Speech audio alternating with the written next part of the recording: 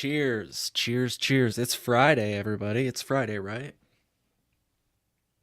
Indeed, it's Friday. How are we going? Just making sure my sound's good. Cheers. We're going to be getting into some breaking Illinois cannabis news, covering some topics, that were covered in my mini documentary. If you haven't seen my mini documentary yet, here's a quick peek at what you can expect if you were to check it out. Beginning January 1st, 2020, the recreational use of cannabis will be legal in the state of Illinois. Available to stream now, my mini-doc dives into the history of Illinois legalization, starting with January 1st, what should we expect? The biggest thing that we need people to understand is that January 1, in terms of the criminal justice system here in this state, is the end of prohibition. See how Illinois missed its chance at real cannabis reform with key failures, including the fact that the program includes regulation on possession limits. So people can still be arrested for a possession. And I want to highlight that in its first year of legalized recreational marijuana in the state of Illinois, they arrested 3 times as many black people for possession than any other race. We've run into so much cannabis, we've run out of places to put it. I have represented people and taken their cases through the court system who got charged with more serious crimes only because the police said that they smelled cannabis. And not because the police said you have illegal cannabis, or not because you have too much cannabis, or not because you're high on cannabis, but because I can smell it and that's it. Getting some comments of people saying they're not getting my audio. That's no good. Let's double check. Oh, we're getting other people saying it's working. That's all right. Hey folks, you can check out the mini doc at colememo.com/minidoc. We are live right now, as I've been saying. If you've been able to check out our live streams, subscribe on YouTube. The best way to get there is colememo.com/YouTube. And when I say we're live and you should comment below, you can do that and we can display your comment just like I did a moment ago. Some people were noticing the audio wasn't good, and maybe it's different locations. I'm not exactly sure, but anyways, we're live. You can comment below. You can also call into the show. Call in, I'm saying in air quotes, by going to colememo.com/live. Holy shit, we're taking callers, folks. We're taking callers. So if you'd like to join and share your thoughts, we're going to be live for a little bit. So go ahead, go to colememo.com/live. We'll add you to the panel. All right, so let's get into it. It's Friday, January 31st, 2025, and I want to share the breaking news that we have. Yes, breaking news over here in Illinois. There's a new bill that aims to end cannabis odor-based vehicle searches. So a new legislative effort in Illinois is aiming to standardize, give me just a moment here, how law enforcement handles cannabis odor and vehicle searches. You can read this article that I'm reading right now at colememo.com, by the way. This was all following conflicting rulings from the state's Supreme Court. Introduced by State Senator Rachel Ventura, Senate Bill 42 would ensure that the odor of raw or burnt cannabis alone cannot justify the search of a motor vehicle. Driver or passenger, I should say. So if you want to learn more about that, like I said, check out the article at thecolememo.com. The long story short is that the Illinois Supreme Court recently issued 2 seemingly contradictory rulings on the issue of cannabis. So in one ruling, they ruled that the odor of burnt cannabis alone is insufficient to justify a warrantless vehicle search. However, in another ruling, the Supreme Court determined that the smell of raw cannabis alone does provide probable cause for a search. So Senate Bill 42 seeks to address this inconsistency by explicitly prohibiting law enforcement from using cannabis odor as the sole basis for searching or detaining individuals in vehicles. And the key words here, I would say, are the sole basis. The odor of cannabis could still be used as a reason to search your vehicle, but not if it's not the only reason, right? So if you get pulled over, you're speeding, you're driving erratically, and your car smells like cannabis, that could likely still result in, a vehicle search, even if this were to come into law, from what I understand. It also would remove the odor-proof container language, which is really the cause of this whole issue. Now, I want to remind everybody, again, we're live. Comment below. We can display your comment. And we're taking callers. If you want to join, you can at colememo.com/live. Hop on the air. I want to play this clip. It's a clip from Jim Kychek, a representative of the Illinois Sheriff's Association.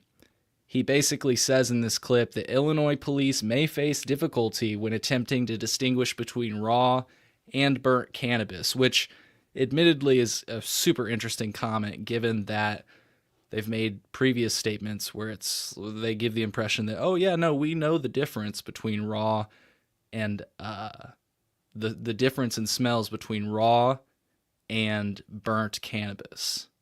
I'm just curious, comment below. Do you think law enforcement knows the difference between raw and burnt cannabis? Well, again, here's what Jim Kychek had to say on the subject. I'm playing this short clip. You may very well run into a situation where not only does the owner of the vehicle or the driver of the vehicle have raw cannabis, but they also have burnt. So how are we supposed to make a distinction there? How are they supposed to make a distinction there? So, Senate Bill 42 has been assigned to the Senate Criminal Law Committee, where it will undergo further review and discussion. And this entire article that I wrote was based on a press release that Senator Ventura, again, who I mentioned earlier, released. So she announced that she released this legislation, and like I say, it ultimately seeks to remove cannabis odor as probable cause to search a vehicle, which I think is super interesting news. Definitely let me know what you think about that. Drop a comment. Looks like we just got a new one. Someone says they should know the difference. They're not exactly similar. I tend to agree with where you're coming from, but let me just give you like a few personal examples. And this is anecdotal, right? And I've said these on the show in the past. So I always jokingly like to say, I have been studying this plant for years, and you could still fool me on, if I walk into a room sometimes, whether it's raw or burnt cannabis that I'm smelling. Some cannabis just smells amazing. Now, there are some times where I'm like, oh yeah, no doubt, without a question of a doubt, no question here, this is burnt cannabis that I'm smelling, right? But sometimes I could be fooled. Some cannabis is really pungent, and you just never know. Also, the term or the phrase burnt cannabis, as one attorney pointed out on the show in the past, is becoming a little bit old-fashioned. A lot of people vape their cannabis now. Do they know the difference between the smell of raw and vaped cannabis? Somebody else commented, burnt cannabis would imply impairment. Raw cannabis could simply be a patient hauling their dank meds they grew. I agree with that. Absolutely. Absolutely. You would think that would be the case, but as I stated at the beginning of this episode, right now they don't have the ability to search based on the smell of burnt cannabis, which is super interesting. You would think, right, like you just said, if it smells like burnt cannabis, you would think the person is like actively impaired, right? But super, super weird place we're in here. And, when they split these rulings, I think at least one of the attorneys, if not two, both predicted that we would end up in a weird place like this. So super interesting stuff. And it'll be interesting to see if this legislation gets any support. I will say that one of the things that went pretty unreported is that same Illinois police representative that we just played a clip from actually argued against the removal of the odor-proof container in the past, and we can watch that video now. Like I said, it went relatively unreported. I don't think I've seen anywhere else, except for maybe like High at 9 News, report on this. And anyways, here's the clip of Jim Kychek, a representative of Illinois Sheriff's Association, openly opposing the removal of the odor-proof language from the cannabis law. Very much. Thank you, Peter. I'm going to invite the opposition up. Jim Kychuk from Illinois Sheriffs.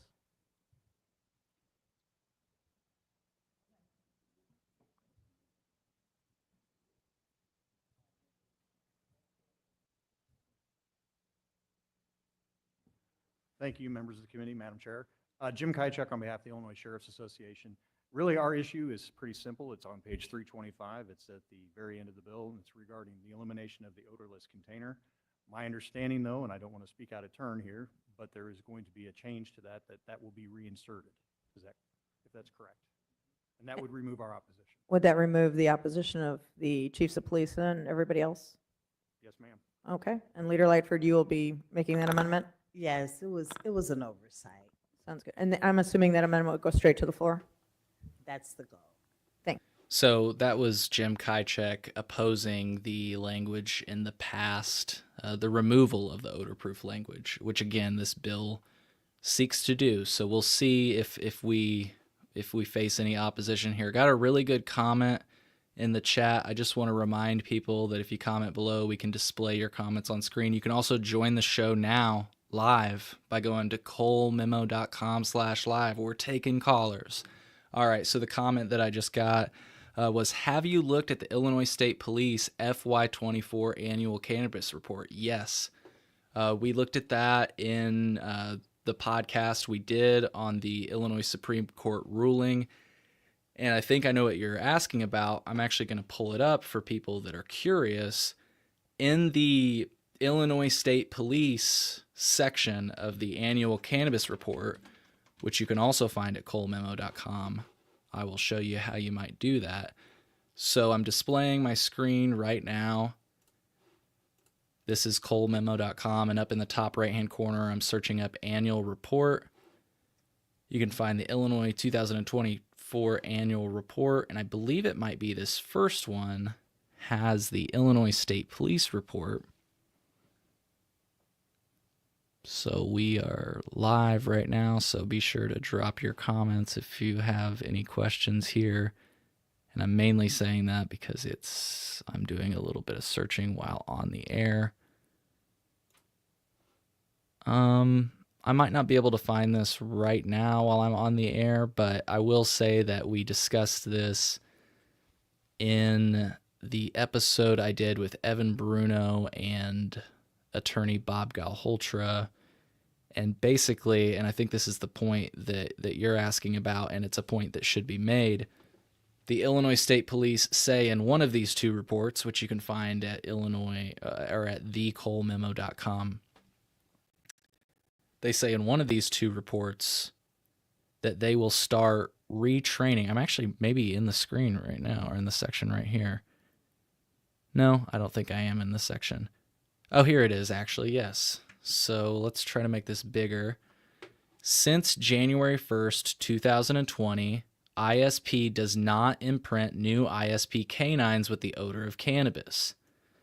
ISP continues to monitor court rulings on whether cannabis-imprinted canines may be sufficient to justify a probable cause search of a vehicle. By the way, ISP stands for Illinois State Police.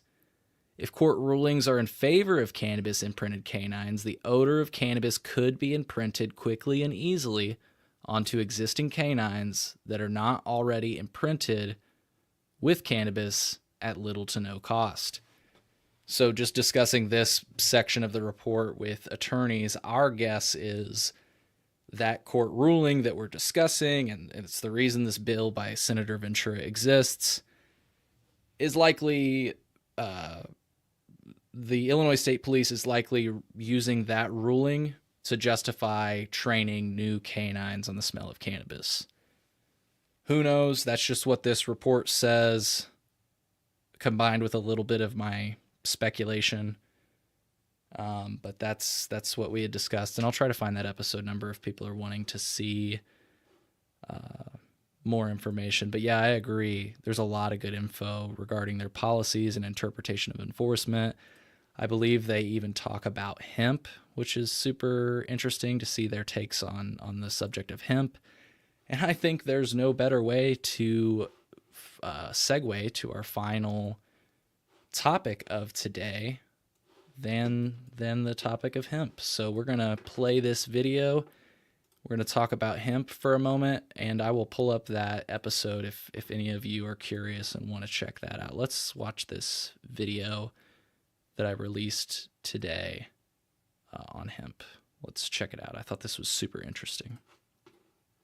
I think this is an important conversation, and I'll say it's very somewhat challenging being in the middle of the hemp businesses trying to establish themselves, the social equity businesses, and the cannabis businesses that aren't social equity. And so why I have a certain feeling about it is the problem's somewhat manufactured. If the state legislation hadn't been so restrictive to begin with, it wouldn't have created a sub-market. And that's ultimately what we're looking at. We're seeing that people in the inception of the cannabis legislation weren't even allowed to play unless they had millions of dollars front-end capital in a business to get in. Then you've got social equity partners who are here, who it took years for them to even get a license and be able to do something legally, right? What we're seeing with some of the hemp businesses is the same problem to a different, smaller scale. They don't even have the capital to get a license, and so they're trying to exist, which is a reality we should have all anticipated for. And the fact that the state was picking and choosing who could get a license and make that so limited that people had to jump through hoops or check certain boxes of partners to be social equity, to the point that people who have licenses are now selling their licenses because they couldn't have the capital to even start their businesses. The tension between those different businesses trying to coexist is a very real problem. And I think if we start there, there might be an understanding as to why different folks are just trying to make a buck as we incentivize people in this country to do so. And that's separate from the people who are selling cannabis that don't have licenses, that are still on the street doing so. The imperfection of the state law is what led to a lot of this problem. And so here we are trying to figure out how to sort that out. Now, where it becomes challenging at our level is kind of where the questions I had. Some of this is marketing. We talk about how the hemp businesses are marketing things that look like it's candy. Go to a dispensary.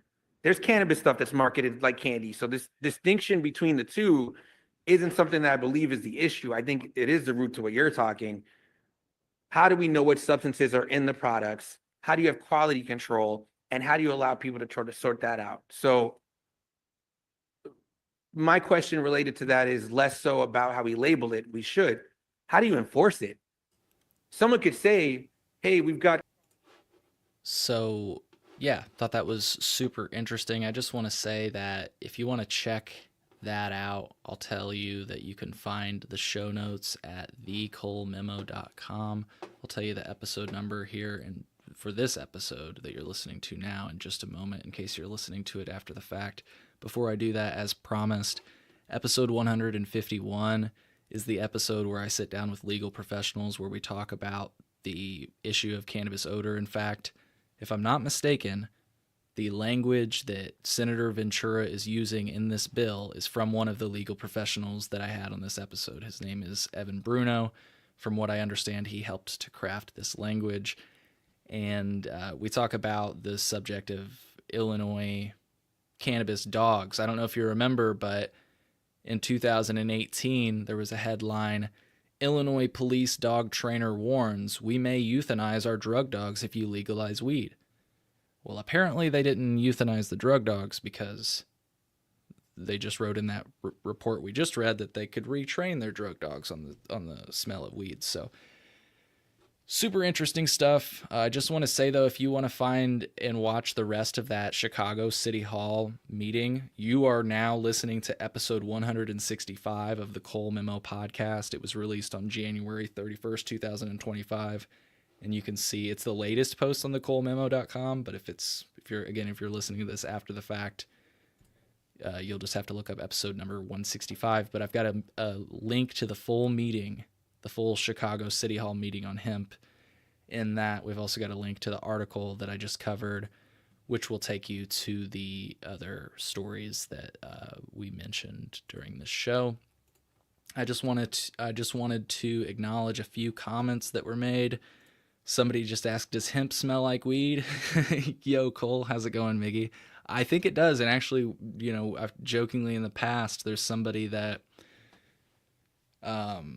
is in the hemp space, and I jokingly said, well, maybe they should just like put a THCA nug, or, you know, a bud or a flower, however you want to call it, and just hang it from the mirror, because it's legal, right?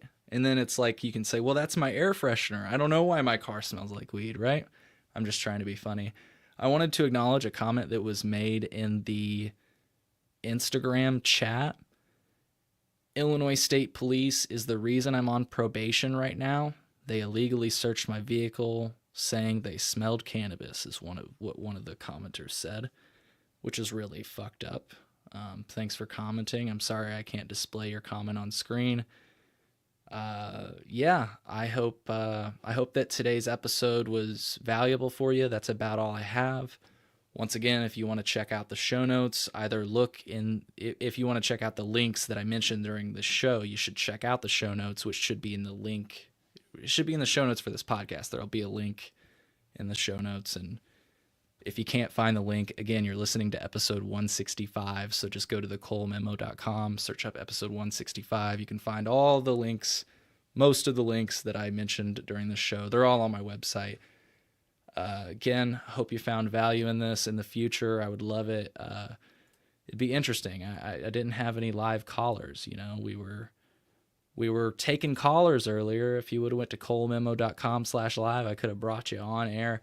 That's something we can do in the future. I hope you enjoyed this live episode of the Cole Memo. Happy Friday, everybody. We'll see you on the next one. Take care. Please be sure to smash that like button, by the way, as the kids say. Smash that like button and subscribe. Thank you so much.